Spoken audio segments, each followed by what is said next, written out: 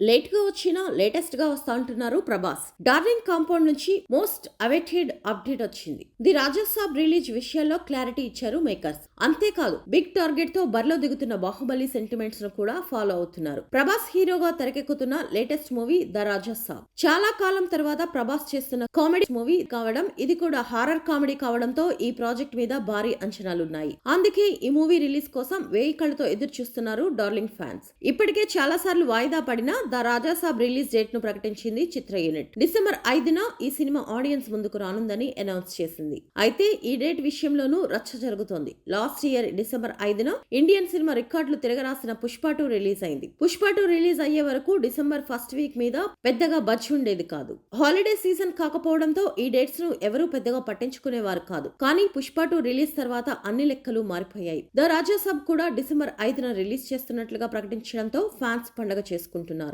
మరోసారి Pushpa 2 records repeat అవ్వడం ఖాయమని భావిస్తున్నారు. ప్రభాస్ కు జోడీగా మాళవిక మోహనన్ నటిస్తున్న ఈ సినిమా మారుతి దర్శకుడు.